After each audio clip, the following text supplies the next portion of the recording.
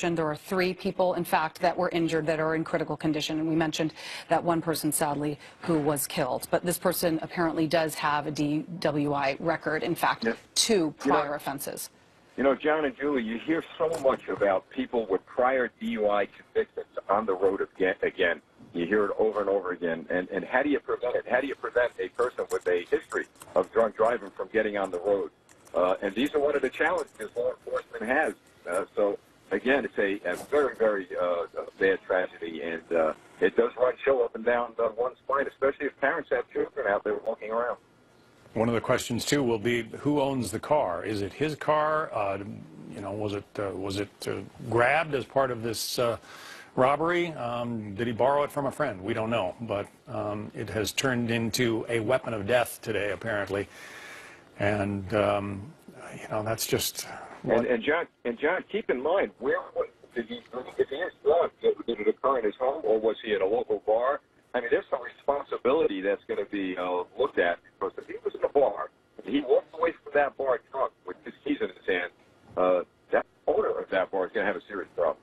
Also, you know, the question, and I do not intend in any way to criticize police, but apparently there was some kind of police pursuit involved here.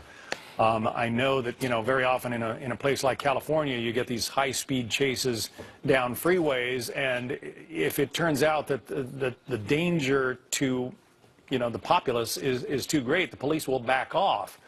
In a place like New York City, you can't back off very much, or you absolutely lose sight of the person you're looking for. Well, John, you're absolutely right. We are trained in police work to back off, not to pursue a vehicle when there's huge crowds. Now, and I know NYPD has that thing, but as you say, where do you back off? And these are split seconds we're talking about, or a minute or 2 minutes, you know. And sometimes when we look at this, we think, gee, this took a very long time. So, but I'm sure the police did what they are properly trained to do. But these things happen so quickly, it's just unavoidable. And this obviously was unavoidable. All right, Steve Rogers, a former member of the FBI Joint Terrorism Task Force, and a detective himself. Steve, thank you. I'm joined now by Michael Balboni. He is a former New York Homeland Security advisor. He joins us here in the studio. And Michael, it's very important to note for those who are at home and wondering why police would conduct a police chase in Times Square. Here's why. They didn't know necessarily what the motive was behind this man. They did not know whether this man was a terrorist who was seeking out to kill so many people. And so they have to make that matter of second life or death decision, and that is the pressure that the NYPD and our law enforcement in this country are up against. Just tell me how, you know, you believe that would play into the role of the NYPD trying to pursue somebody like this who could potentially kill dozens of people. So law enforcement's mission has changed after 9/11. Before, it really was to react to, and obviously if you could try to prevent something, do that. But now it is about trying to anticipate and stop a terrorist event. But what has happened, of course, is that Al-Qaeda and ISIS have gone to low-tech. They've tried to take anything and turn it into a weapon. We saw this in France. We saw this in Germany. In London. In London. Most recently. And so what we have now is that you can take any vehicle just down the road and now use it to target civilians. Incredibly difficult for police officers in the moment to sit there and say this is one thing or another. It's really about just trying to protect people as the best you can. Okay, so then tell me, as far as dealing with a moving vehicle at about 20 miles per hour, my sources are telling me, through Times Square, you know, they have these poles that are set up in order to prohibit a car from racing through Times Square.